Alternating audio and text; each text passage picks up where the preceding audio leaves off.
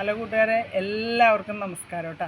ഞാൻ ഇന്ന് എൻ്റെ കൂർക്ക വിളവെടുക്കുന്നത് നിങ്ങളെ കാണിച്ചു തരാം. ഞാനത് നട്ട സമയത്ത് നിങ്ങളെ കാണിക്കാൻ പറ്റിയില്ല. ഇപ്പോൾ ഞാൻ അതിൻ്റെ വിളവെടുപ്പും പിന്നെ അത് നടന്ന രീതിയും നിങ്ങളെ കാണിച്ചു തരാം. അപ്പോൾ നമുക്കധികം വൈകാതെ വീഡിയോയിലേക്ക് പോവാം. ഞാൻ ഇത് ചാക്കിൽ നട്ടതാണ്. ചാക്കൊക്കെ ദ്രവിച്ച് ഇതായി. എന്നാൽ ഇതിൻ്റെ അടിയിൽ ഒരു ഓട് വെച്ചേക്കണോണ്ട് നമുക്ക് ആ ഓടടക്കം എടുക്കാം.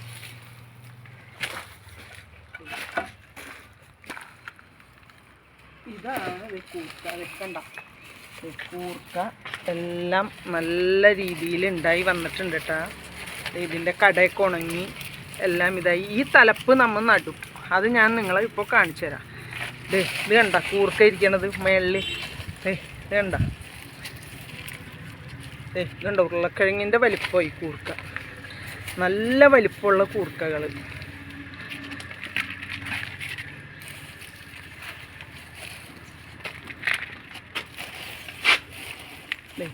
ഇതുണ്ട കൂർക്ക, നല്ല കൂർക്ക. നല്ല നീർവാർച്ചയുള്ള മണ്ണുണ്ടെങ്കിൽ നമുക്ക് ഏതൊരാൾക്കും കൂർക്ക വീട്ടിൽ കൃഷി ചെയ്യാം.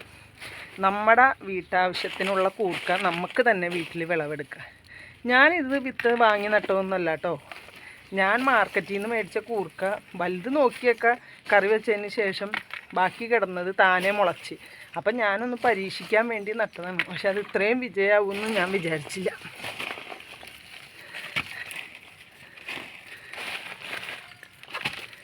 നമുക്ക് താഴത്തേക്ക് ഇടായി മണ്ണടക്കം. ചാക്കൊക്കെ ദ്രവിച്ച് പോയി.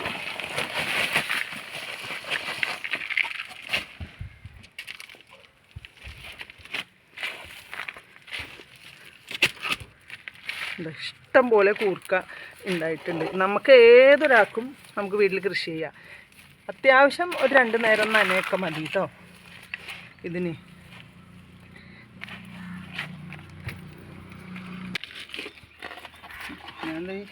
കണ്ട ചാക്കൊക്കെ ഇതുപോലെ ദ്രവിച്ച്.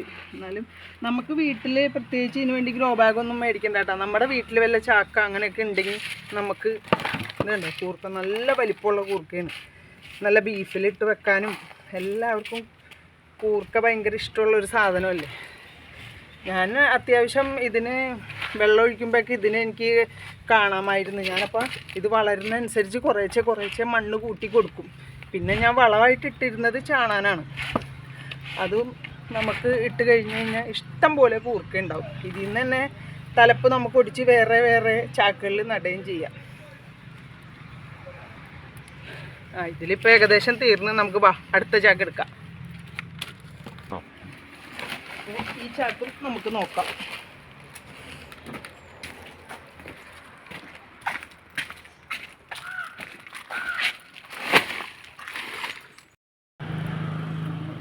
ഇനിയും ഉണ്ടിട്ട് ഇതിൽ കൂർക്കകളൊക്കെ. ഇത് ഞാൻ കുറച്ച് വൈകി ഇപ്പോൾ പറിക്കാൻ വേണ്ടിയിട്ട്. അപ്പോൾ അത് വീണ്ടും മുളച്ചൊക്കെ തുടങ്ങി. അപ്പോൾ ഇനിയിപ്പോൾ അതിൻ്റെ സമയമാകുമ്പോൾ അത് പറിച്ചിട്ട് നമ്മൾ തലപ്പ് നടണം. ഈ തലപ്പ് നമുക്ക് നടാം കേട്ടോ. ഇപ്പോൾ 2ാമത്തെ ചാക്ക് എടുത്തതിലും ഏകദേശം എല്ലാം കംപ്ലീറ്റ് ആയിട്ടുണ്ട്. അപ്പോൾ വേണ്ടതേ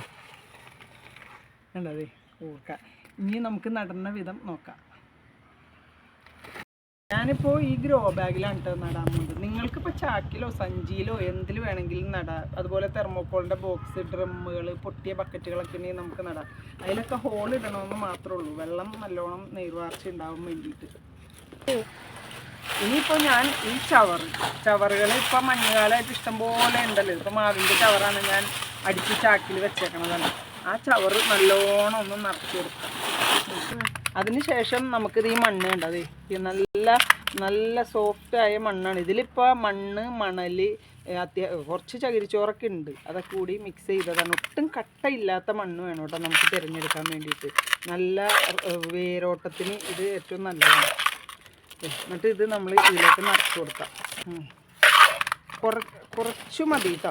പിന്നെ ഈ മണ്ണില്ലാന്നോർത്ത് വിഷമിക്കണ്ട. മണ്ണില്ലാത്തവരിപ്പോൾ ഫ്ലാറ്റിലൊക്കെ കഴിയണവരാണ്. നമുക്ക് ഗ്രോ ബാഗിൽ കുറച്ച് കൂർക്കയൊക്കെ നടണമെന്ന് ആഗ്രഹം ഉണ്ടെങ്കിൽ ഇപ്പോൾ വളക്കടകളിൽ പോട്ടി മിക്സൊക്കെ കിട്ടും. അതൊക്കെ മേടിച്ച് എല്ലാവർക്കും നടാം കേട്ടോ.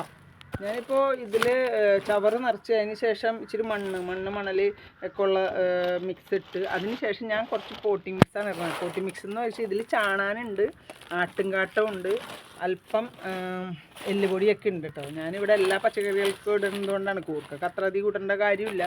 നമ്മുടെ കയ്യിൽ ഏത് വളമാണോ ഉള്ളത്, ഇനി കമ്പോസ്റ്റ് ആണെങ്കിൽ അതിടാം. ഇത് കുറച്ചിട്ടു. അതിന് ശേഷം ആ മിക്സിൻ്റെ മുകളിലേക്ക് കുറച്ചുകൂടെ നമ്മൾ ഈ മണ്ണ് വാരിയിടുന്നു. എന്നിട്ട് നമുക്ക് അതിൻ്റെ കമ്പ് നട്ടു കൊടുക്കാം. ഇതിപ്പോൾ വേണ്ട ഇതുപോലുള്ള കമ്പുകളാണ് നമ്മൾ മുറിച്ച് ഇതിൽ നടേണ്ടത്. ഇത് ഒരാഴ്ച കൊണ്ട് തന്നെ ഇത് വളർന്ന് നല്ല വലിച്ച് പന്തലിപ്പ് പോലെയാവും. പിന്നെ നമ്മൾ അത് ഒടിച്ചൊടിച്ച് വീണ്ടും നമുക്ക് ഓരോ ഗ്രോ ബാഗുകളിലെ ചട്ടിയിലൊക്കെ നിറക്കാം കേട്ടോ. ഇതുപോലെ നട്ടു കൊടുക്കുക.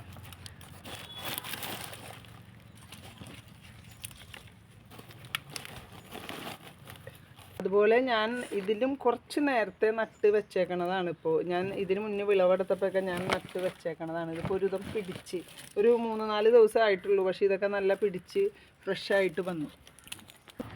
അപ്പോൾ നിങ്ങൾക്ക് ഇന്നത്തെ എൻ്റെ കൂർക്ക വിളവെടുപ്പും അതിൻ്റെ നടീൽ രീതിയൊക്കെ എല്ലാവർക്കും മനസ്സിലായി എന്ന് വിചാരിക്കുന്നു. അപ്പോൾ നമ്മൾ കൃഷി ചെയ്ത ഇതുണ്ട് ഇതുപോലെ ഇത്രയും വലിയ കൂർക്കകൾ നമുക്ക് നിസ്സാരമായിട്ട് നമ്മുടെ വീട്ടിൽ തന്നെ ഉണ്ടാക്കും. അപ്പോൾ എൻ്റെ ചാനൽ സബ്സ്ക്രൈബ് ചെയ്യാതെ കാണുന്നവരുണ്ടെങ്കിൽ സബ്സ്ക്രൈബ് ചെയ്യണം.